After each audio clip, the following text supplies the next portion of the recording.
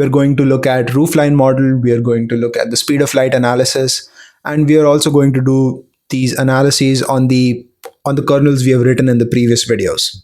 So like any other programs, to improve a performance of CUDA kernel, you can do either two things. Number one, you can either load or store stuff faster, or number two, you can do the work on that stuff faster.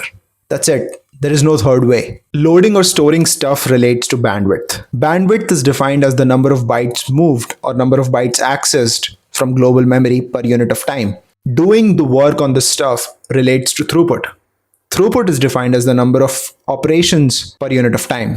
To optimize our kernel, the first thing we need to do is to find out if we are constrained by bandwidth, that is memory bound, or if we are constrained by throughput, that is compute bound. To find out if we are constrained by bandwidth or throughput, the first thing we need to calculate is the arithmetic intensity of our kernel.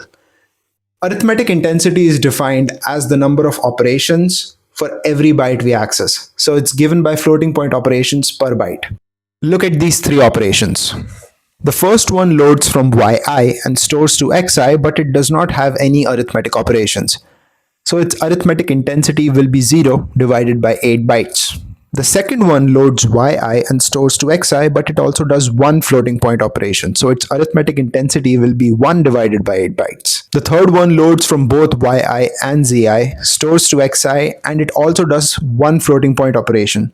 So its arithmetic intensity will be 1 over 12 bytes. We can plot a graph of arithmetic intensity versus throughput. Plotting the peak throughput of our machine, which will be just this horizontal line, since the arithmetic intensity is given by throughput over bandwidth, bandwidth can be given by throughput over arithmetic intensity, which is nothing but the slope of a line starting at the origin in this graph.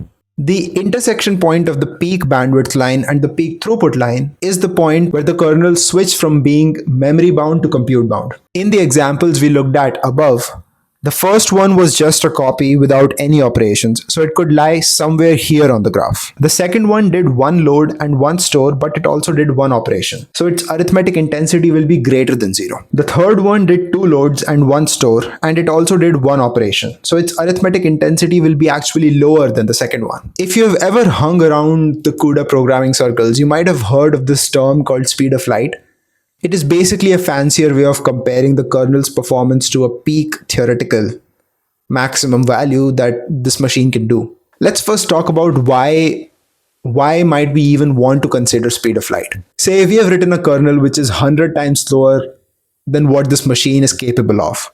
Even if you say that, oh, I've optimized it and now it's 10 times faster. In reality, it's still 10 times slower than what this machine is capable of. Speed of light gives you this target against which you can benchmark your kernel's performance. So you can be like, oh, now I'm within 90% of speed of light, so I feel good about it and I don't want to spend more time optimizing my kernel. So you actually know when to stop. To get the theoretical peak throughput and bandwidth numbers for our machine, we can query its properties and calculate them like this. And to get the peak arithmetic intensity, we just divide these two numbers. This implies that when we do more than 62 operations per byte, we will become compute bound. So now let's look at the kernels we wrote in the previous videos and see if they are running at the speed of light. A reduced kernel reads n elements and writes one element. It runs a reduction tree over n elements, which is n minus 1 operations. So the arithmetic intensity will be around 1, which is far lower than the peak arithmetic intensity of 62. Thus, reduce is memory bound. Reduce only requires n data movements as opposed to copy that requires 2n. This means that at peak performance, reduce should get close to peak achievable bandwidth. To find out the peak achievable bandwidth, I use the stream benchmark.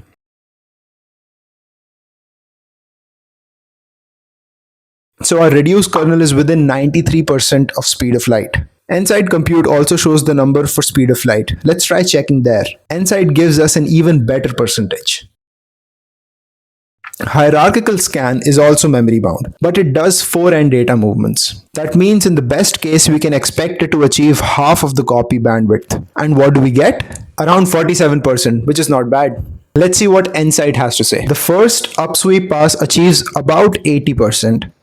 Remember that this pass loads and stores n elements, so we would expect it to be around bandwidth for copy. The reason we are seeing a little bit less is probably because we are also storing an array of partial sums for the next pass. The last and only downsweep pass achieves 93%, which is expected as it is doing n reads and n writes, quite close to copy. So actually, when I first benchmarked the Brent-Kung kernel, it wasn't running on par with the CUDA stone. And what was even weirder is both of these algorithms were essentially using the same code paths to load and store from global memory. So Brent-Kung not achieving the same peak bandwidth as CUDA stone was pretty weird to me.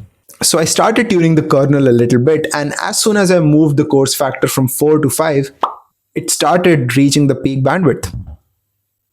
So I guess this is one of the instances where something like speed of write could be beneficial, because you know that hierarchical scan should take 4n data movements, and therefore it should run, or the bandwidth you should get from that is half of what you get from copy.